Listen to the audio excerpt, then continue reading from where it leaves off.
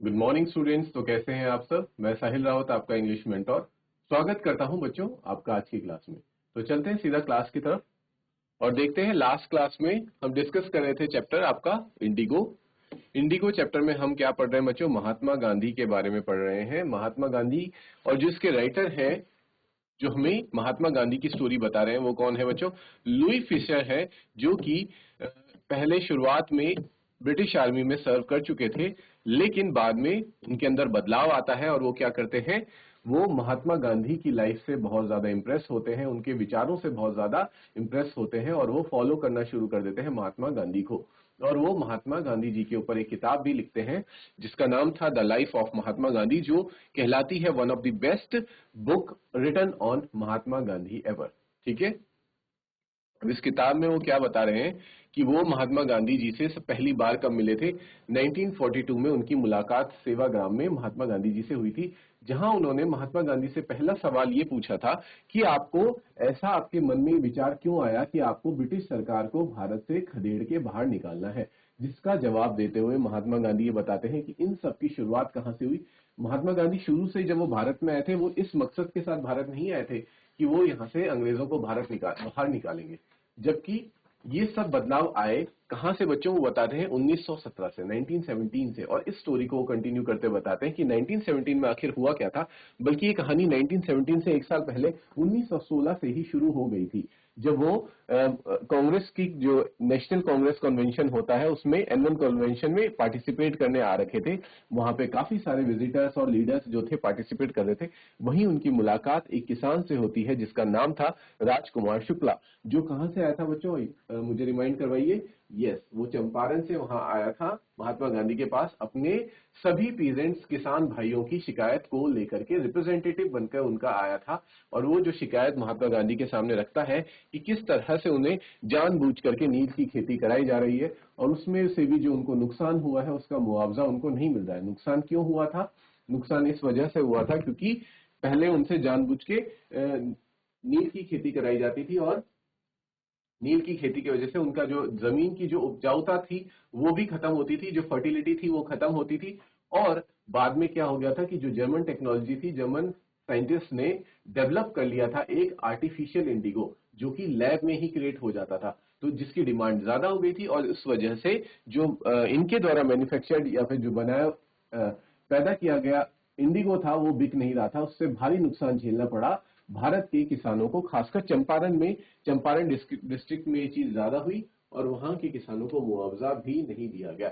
इस बात की शिकायत के लिए वो गांधी जी के पास आया था। वो गांधी जी के पास उस वक्त समय नहीं था चंपारण जाने के लिए, क्योंकि उनकी बाकी भी फर्दर अपॉइंटमेंट्स थी। तो राजकुमार शुक्ला क्या करते हैं, जहां जहां महात्मा गांधी जी जाते हैं उनको वहां वहां फॉलो करते हैं।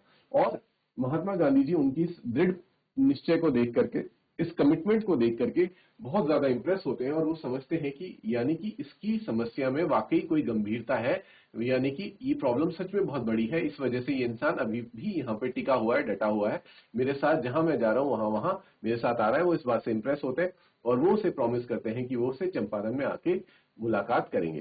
तो जब महात्मा गांधी का एक कलकत्ता विजिट होता है, वहां पे राजकुमार शुक्ला उनसे मिलते हैं और उन्हें अपने साथ ही ट्रेन में कहा ले जाते हैं? चंपारण, बिहार में ले जाते हैं। और बिहार, चंपारण की भी राजधानी क्या थी बच्चों? याद करो, याद आया स्टूडेंट्स? यस, मोतीहरी। ठीक है, मोतीहरी वहां की राजधानी थी। और आप याद करेंगे उससे पहले वो कहां जाते हैं? मुजफ्फरपुर भी जाते हैं, जहां पे वो किससे मिलते हैं? राजेंद्र प्रसाद से मिलना चाह रहे थे, जो कि बाद में इंडिया के प्रेसिडेंट भी बने, लेकिन उस वक्त राजेंद्र प्रसाद वहां मौजूद नहीं थे, तो उनकी मुलाकात नहीं हो पाती। वो वहीं रहते हैं और अपनी रिसर्च को आगे कंटिन्यू करते हैं। जहां पे महात्मा गांधी को ये पता लगता है बच्चों कि अगर वो इन लॉयर्स के थ्रू अपने केस को आगे रखते हैं, तो ये जो लॉयर्स हैं ये पीजेंट से बहुत भारी भरकम फीस ले रहे हैं। तो इस पे महात्मा गांधी ये डिसाइड करते हैं कि हमें लॉयर्स की जरूरत नहीं है, मैं खुद इस केस को लड़ूंगा और सारी इन्वेस्टिगेशन खुद ही करूंगा। बाद में जाकर के बड़े बड़े जो लॉयर्स थे, जैसे राजेंद्र प्रसाद हो गया और जे बी कृपलानी हो गया, ये बड़े बड़े जो लॉयर्स हैं, ये इनके साथ आते हैं और इनसे हाथ मिलाते हैं। और महात्मा गांधी ये इनसे पूछते हैं, सवाल करते हैं कि अगर मुझे जेल में डाला गया तो तुम उसके बाद क्या करोगे, जिसका जवाब ये देते हैं कि अगर हमारे लीडर आप हैं, आप जेल चले जाएंगे तो हम कुछ नहीं कर सकते, हमें एडवाइस देने वाला कोई नहीं है, हम लोग अपने घर चले जाएंगे। जिसपे गांधी जी इनको मोटिवेट करते हुए कहते हैं कि अगर तुम लोग ही घर चले गए तो सोचो कि इन किसानों का क्या होगा। जिस पे रियलाइज होता है बाकी सभी लॉयर्स को कि ये जो इंसान है, जो गुजरात से आया हुआ है, ये बिहार के लोगों के, बिहार के पीजेंट्स किसानों के बारे में इतना सोच रहा है, तो हम लोग तो इसी प्रदेश के लोग हैं और अपने ही प्रदेश के लोग, किसानों के बारे में हमें कुछ तो एक्शन लेना चाहिए।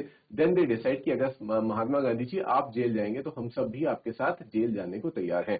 तो इस वजह से बच्चों उस जो प्रोटेस्ट था उसको बहुत ज्यादा ताकत मिलती है और ये यहाँ पे फाइनली वो लोग इस प्रोटेस्ट को जीत भी जाते हैं। This was the first civil disobedience movement. उसी की बात ये यहाँ पे हो रही है, सिविल डिसोबीडियंस प्रोटेस्ट जो था उसी की यहाँ पे सविनय अवज्ञा आंदोलन की यहाँ पे बात हो रही थी। ठीक है बच्चों, यहां तक अभी हम डिस्कस कर चुके थे, ये सभी को क्लियर है?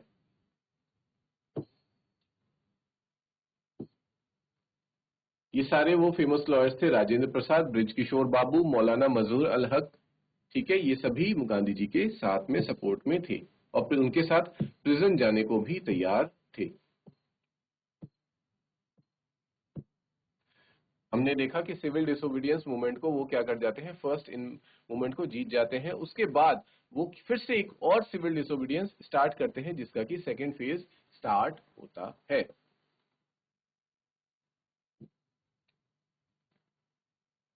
और वो कैसे स्टार्ट होता है बच्चों, क्योंकि उनको समन आया था कहां से, सर एडवर्ड गेट से, जो कि उस वक्त क्या थे, गवर्नर, लेफ्टिनेंट गवर्नर थे। उनसे समन आया था गांधी जी को, उनको जाके मिलना है। तो गांधी जी जाते वक्त ये कहते हैं अपने सभी एसोसिएट से कि अगर मुझे इन्होंने जेल में बंद कर दिया तो आप फिर से क्या करेंगे, सिविल डिसोबीडियंस मूवमेंट जो हमने पहले स्टार्ट किया था, सेम वही चीज फिर से आप स्टार्ट करेंगे। ठीक है, ये कह के गांधी जी वहां से चले जाते हैं, किसके पास, सर एडवर्ड गेट से मिलने चले जाते हैं। जून की ये बात है बच्चों। ठीक है, आगे कंटिन्यू करते हैं स्टूडेंट्स। अब Gandhi had four protracted interviews with the Lieutenant Governor, who, as a result, appointed an official commission of inquiry into the indigo sharecropper situation. The commission consisted of landlords, government officials, and Gandhi as the sole representative of the peasants. ठीक है, जब गांधी की मुलाकात होती है lieutenant governor के साथ, जिनका नाम था सर एडवर्ड गेट, वो क्या करते हैं, वो गांधी जी की बात को ध्यान से समझते हैं और उसका जो निष्कर्ष निकलता है वो क्या करते हैं बच्चों, एक वो कमीशन गठित कर देते हैं, एक कमीशन बनाते हैं जो कि जो इंडिगो शेयर क्रॉपर्स की जो सिचुएशन थी, जो परिस्थिति थी, उस पर क्या करेंगे, ध्यान से उसको इन्वेस्टिगेट करेंगे। और इस कमीशन में कौन कौन लोग थे बच्चों, लैंडलॉर्ड्स यानी कि जो जमींदार थे वो भी कंसिस्ट थे कुछ कुछ, और कुछ गवर्नमेंट सरकारी अधिकारी भी वहां पे मौजूद थे। और किसानों का रिप्रेजेंटेशन कौन कर रहे थे, अकेले गांधी जी किसानों को रिप्रेजेंट कर रहे थे। Gandhi remained in Champaran for an initial uninterrupted period of 7 months and then again for several shorter visits. Gandhi ji शुरुआत में चंपारण कितने समय तक रहे, जब ये सारी चीजें चल रही थी, 7 महीनों तक वो लगातार चंपारण में ही रहे। एंड देन, और उसके बाद वो फिर आते जाते रहा करते थे शॉर्टर विजिट्स के लिए, यानी कुछ वक्त के लिए वो आते थे फिर चले जाते थे, फिर आते थे फिर चले जाते थे। क्योंकि बच्चों गांधी जी के पास सिर्फ और सिर्फ एक चंपारण नहीं था, उनके पास पूरे भारत में अलग अलग बहुत सारे मसले हुआ करते थे जिनको उन्हें क्या करना था, सॉल्व करना था। जैसे चंपारण में एक सिचुएशन है, इस तरह से काफी सारी सिचुएशंस थी जो उन्हें हैंडल करनी थी। लेकिन वो भी बहुत बड़ी बात है बच्चों कि उन्होंने चंपारण में पूरे 7 महीने लगातार वहां रह करके किसानों के लिए काम किया। Clear? The visit undertaken casually on the entreaty of an unlettered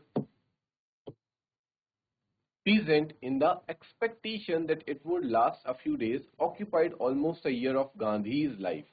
ठीक है बच्चों, ये कब हुआ था, गांधी जी वहां पे आए थे एक पीजेंट के बुलाने से कि ये कुछ दिनों का मामला होगा और ये वहां पे सॉर्ट आउट हो जाएगा। लेकिन क्योंकि ये मामला इतना ज्यादा आगे बढ़ता गया और गांधी जी के कम से कम पूरा का पूरा साल ही चंपारण में गुजर गया। The official inquiry assembled a crushing mountain of evidence against the big planters, and when they saw this, they agreed, in principle, to make refunds to the peasants. But how much must we pay? They asked Gandhi.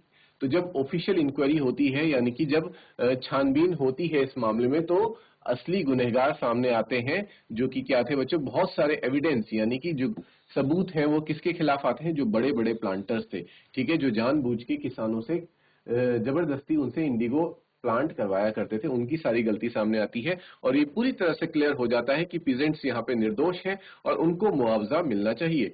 लेकिन फिर सवाल उठता है कि आखिर कितना मुआवजा दिया जाए पीजेंट्स को। तो ये बात भी किससे पूछी जाती है, ये गांधी जी से ही पूछी जाती है कि गांधी जी आखिर किसानों को कितना मुआवजा दिया जाए। क्लियर है बच्चों यहाँ तक? ओके ओके स्टूडेंट्स, आगे देखते हैं। They thought he would demand repayment in full of the money which they had illegally and deceitfully extorted from the sharecroppers. He asked only 50%. There he seemed adamant, writes Reverend J.Z.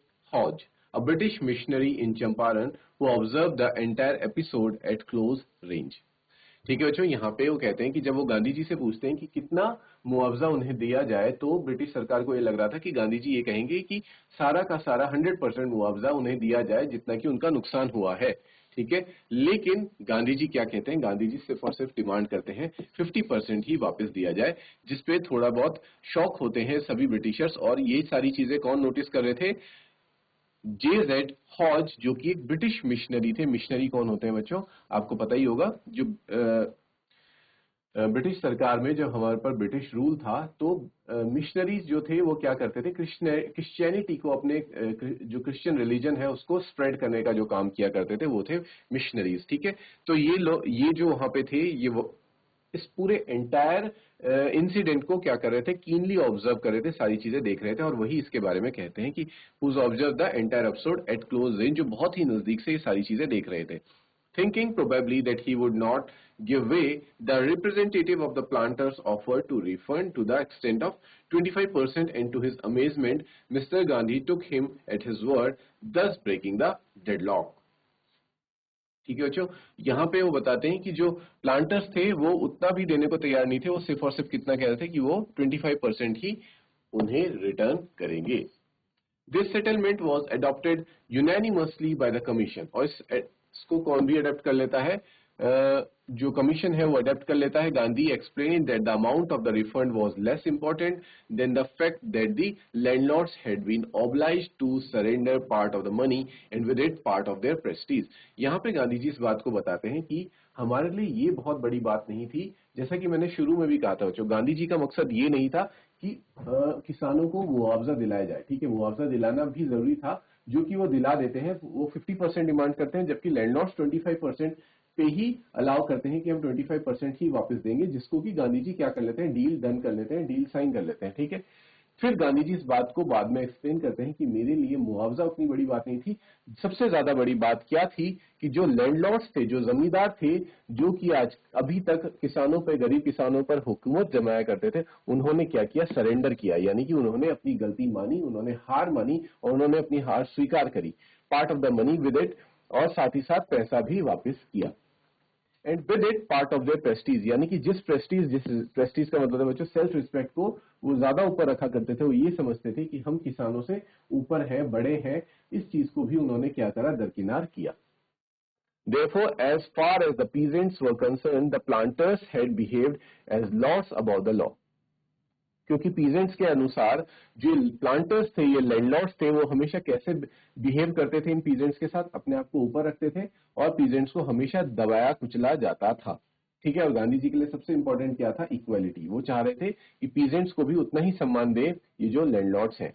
Now the peasants saw that he had rights and defenders, he learned courage. अब जब peasants को ये पता चला, जो उनके अंदर साहस डेवलप हुआ कि हमारे भी क्या है, राइट्स हैं, हमारे भी हक हैं, अधिकार हैं, और हम उनके लिए क्या कर सकते हैं, लड़ सकते हैं, उन्हें डिफेंड कर सकते हैं, और हमारे साथ हमें डिफेंड करने वाले लोग भी मौजूद हैं, गांधी जी जैसे लोग मौजूद हैं। ही लर्न करेज, तो उनके अंदर क्या आया बच्चों, उनके अंदर साहस अपने आप डेवलप हुआ। और गांधी जी का असली मकसद यही था कि वो पीजेंट्स के अंदर साहस डेवलप कर सके, और जिस डर में वो आज तक जी रहे थे उस डर से उन्हें बाहर निकाल सके। तो हम कह सकते हैं कि गांधी जी की असली विक्ट्री हो गई थी। क्लियर है बच्चों? आगे देखते हैं students. Events justified Gandhi's position. Within a few years, the British planters abandoned their estates, which reverted to the peasants. Indigo sharecropping disappeared. और फिर क्या होता है, जो गांधी जी ने जो जितनी मेहनत करी थी, जितनी सारी चीजें करी थी, स्ट्रगल किया था, वो सारी चीजें फल लाती हैं। कुछ ही सालों के बाद क्या होता है, जो ब्रिटिश प्लांटर्स थे, जो वहां पे गैर अपना अधिकार जमा कर बैठे हुए थे, वो क्या कर देते हैं, विच रिवर्टेड टू द पीजेंट्स, वो उनकी जो जमीनें हैं वो वापस पीजेंट्स को दे देते हैं। इंडिगो शेयर क्रॉपिंग डिसअपियर्ड, और जो इंडिगो की खेती थी, नील की खेती थी, वो भी धीरे धीरे बंद हो जाती है। ठीक है बच्चों, Gandhi never contented himself with large political और इकोनॉमिक सॉल्यूशंस। और गांधी जी यहाँ तक नहीं रुकते थे, ठीक है, कि उन्हें कोई लार्ज पॉलिटिकल या फिर कोई राजनीतिक या फिर इकोनॉमिक सॉल्यूशंस वो ढूंढ ले और यहीं पे सीमित हो जाए, वो ऐसा नहीं चाहते थे। He saw the cultural and social backwardness in the Champaran villages and wanted to do something about it immediately. उन्होंने सिर्फ ये नहीं बल्कि ये भी देखा कि यहाँ पे जो लोग हैं वो कल्चरली और सोशली बहुत ज्यादा क्या है, बैकवर्ड है, ठीक है, बहुत ज्यादा पिछड़े हुए हैं। और उन्होंने डिसाइड किया कि वो इस परिस्थिति को सुधारने के लिए कुछ ना कुछ इमीडिएटली एक्शन लेंगे। ही अपील फॉर टीचर्स। वो क्या गए, वो किनके पास गए, वो टीचर्स के, शिक्षकों के पास गए, जैसे कि Mahadev Desai and Narhari Parekh, two young man. ये दोनों क्या थे, नौजवान लोग थे, दोनों टीचर्स थे, शिक्षक थे, who had just join Gandhi as disciples, जो कि गांधी को ज्वाइन करते हैं। डिसिपल्स का मतलब होता है बच्चों, आप समझ सकते हैं, उनके प्यूपिल्स यानी कि उनके शिष्य की तरह उन्होंने ज्वाइन किया था गांधी जी को, गांधी जी के आंदोलन में वो जुड़े थे। एंड देयर वाइफ्स, उनकी वाइफ्स ने भी वॉलंटियर किया था उनके काम में, उनके साथ हाथ बटाया था। Several more came from Bombay, और कई सारे टीचर्स बॉम्बे से आए, पुणे से आए, in other distant parts of the land, और कई बहुत दूर दूर से भी वहां पे आए, जैसे कि देवदास, गांधी यंगेस्ट सन, जो गांधी के सबसे छोटे बेटे थे देवदास, जिनका नाम था, अराइव फ्रॉम द आश्रम से आए। And so did Mrs Gandhi भी वहां आई। Primary schools were open in 6 villages, और फिर क्या खोला उन्होंने बच्चों, प्राइमरी स्कूल्स खोले, क्योंकि उन्होंने देखा कि यहाँ लोग एजुकेशनली बहुत ज्यादा बैकवर्ड है, शिक्षा के क्षेत्र में बहुत पीछे हैं, पिछड़े हुए हैं।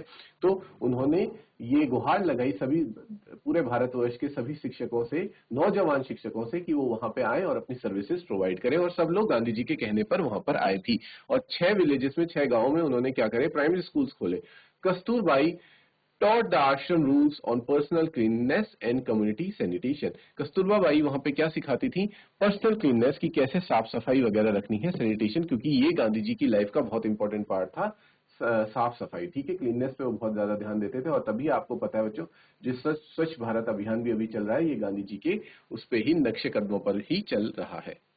हेल्थ कंडीशंस वर मिजरेबल, वहां की हेल्थ कंडीशंस यानी कि स्वास्थ्य व्यवस्था भी बहुत ज्यादा खराब थी। Gandhi got a doctor to volunteer his services for 6 months. Gandhi ji doctors को भी लेकर के आए, उन्होंने बोला कि आप यहाँ पे अपनी सर्विसेज दें। 3 मेडिसिन वर अवेलेबल, और क्या क्या मेडिसिन वहां पे अवेलेबल थी बच्चों, castor oil, quinine and sulphur ointment, ये दवाइयां भी वहां प्रोवाइड की गई। Anybody who showed a coated tongue was given a dose of castor oil, जिसको भी क्या होता था बच्चों, कोटेड टंग की प्रॉब्लम थी, उसको कैस्टर ऑयल दिया जाता था। एनीबडी विद मलेरिया, जिसे था, उसे क्विनाइन की टेबलेट्स दी जाती थी, प्लस कैस्टर ऑयल दिया जाता था। एनीबडी विद स्किन इरप्शंस, जिसको स्किन की, त्वचा की परेशानी थी, उसको ऑइंटमेंट के साथ साथ कैस्टर ऑयल दिया जाता था। तो रिसोर्सेज उस वक्त बहुत ज्यादा सीमित थे, लेकिन उनके जो दृढ़ निश्चय था गांधी जी का, वो बहुत ज्यादा बड़ा था। ठीक है, Gandhi notice the filthy state of women's clothes, और गांधी ने ये भी देखा कि यहाँ की जो औरतें हैं, उनके जो कपड़े हैं, पहनावे हैं, वो बहुत ज्यादा फिल्थी मतलब बहुत बुरे हैं, बहुत बुरी हालत में है। ठीक है, He asked Kasturbai to talk to them about it, उन्होंने कस्तूरबाई से बात करी कि आप जाके यहाँ की औरतों से बात करें। One women took Kasturbai into her hut and said, look there is no box or cupboard here for clothes. उन्होंने उनमें से एक औरत कस्तूरबाई को अपने हट में, झोपड़ी में ले जाती है और दिखाती है कि हमारे पास कोई बक्सा नहीं है, कोई कबर्ड नहीं है जहां पे हम अपने कपड़ों को रख सकें। The sari I am wearing is the only one I have, कि जो साड़ी मैंने पहनी हुई है, सिर्फ एकमात्र यही साड़ी मेरे पास है और मुझे हमेशा इसे ही पहने रहना पड़ता है। ठीक है बच्चों, तो इतनी बुरी कंडीशंस थी चंपारण के लोगों की।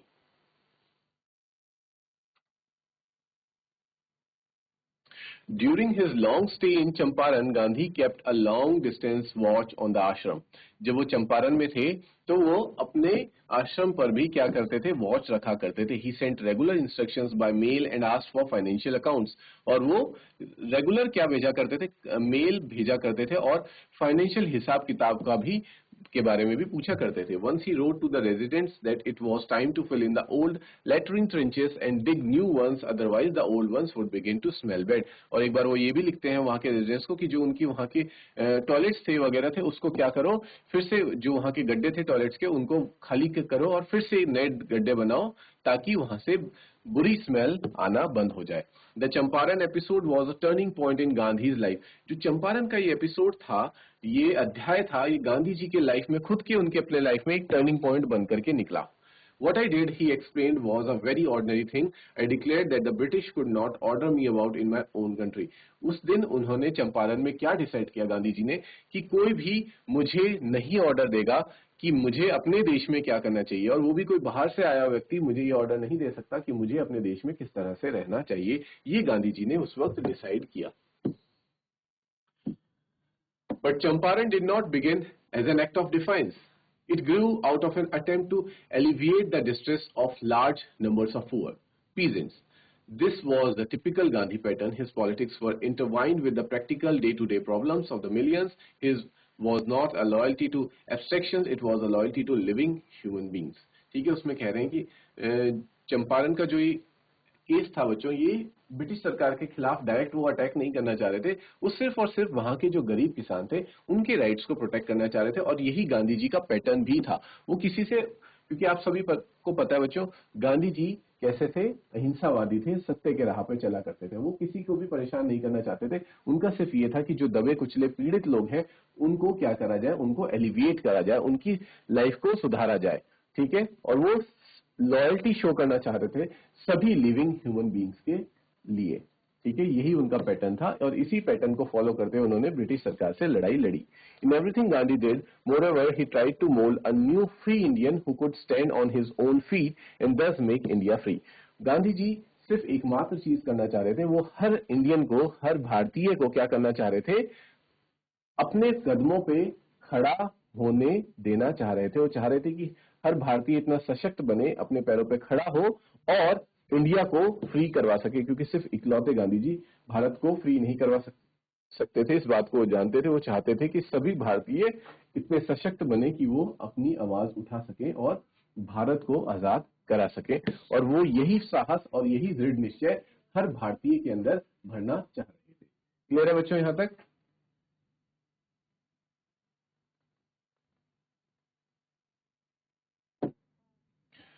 Early in the Champaran action, Charles Freed Andrews, the English pacifist who had become a devoted follower of the Mahatma, came to bid Gandhi farewell before going on a tour of duty to the Fiji Islands.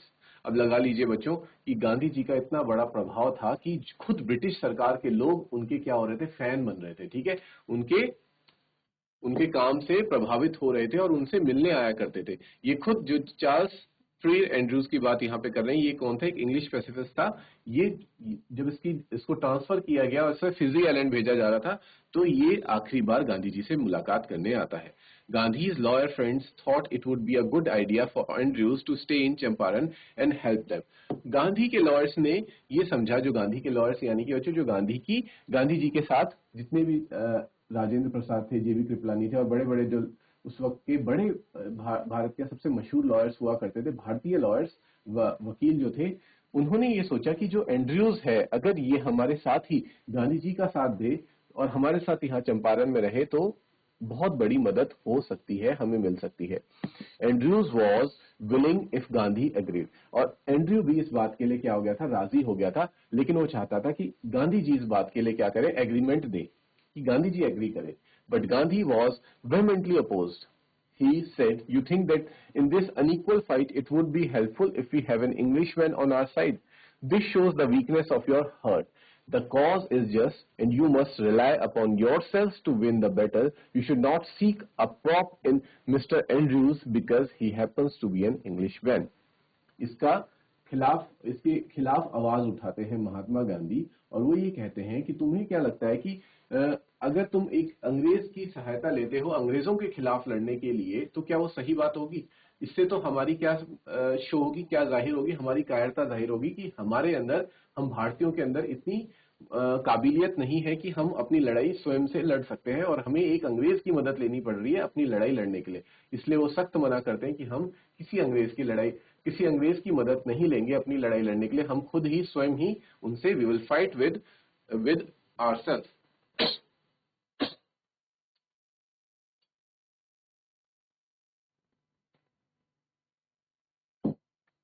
He had read our minds correctly, Rajendra Prasad comments, and we had no reply. Gandhi in this way taught us a lesson in self-reliance, Indian independence, and help to sharecroppers were all bound together. वो कहते हैं कि महात्मा गांधी के अंदर ये काबिलियत थी। राजेंद्र प्रसाद इस बात को कहते हैं कि वो हमारे मनों को पहले ही, दिमागों को पहले ही पढ़ लिया करते थे, और उसी प्रकार से वो बातें कहते थे। उन्हें पता था कि जब वो हमें सेल्फ रिलायंस यानी कि खुद पे आत्मनिर्भर होने के लिए कहेंगे, तो हम लोग किसी भी अंग्रेज का सहारा नहीं लेंगे। और उन्होंने आत्मनिर्भर होकर ही, जो चंपारण वाला एपिसोड था, इसमें पूरी लड़ाई इंडियंस ने खुद से ही लड़ी और उनको विजय भी हासिल हुई। तो स्टूडेंट्स, इसी के साथ हमारा ये चैप्टर जो है यहाँ पे फिनिश हो जाता है। We have completed the explanation of the chapter indigo. In the next class we will discuss its question answers. Till then students, take care, have a good day and thank you.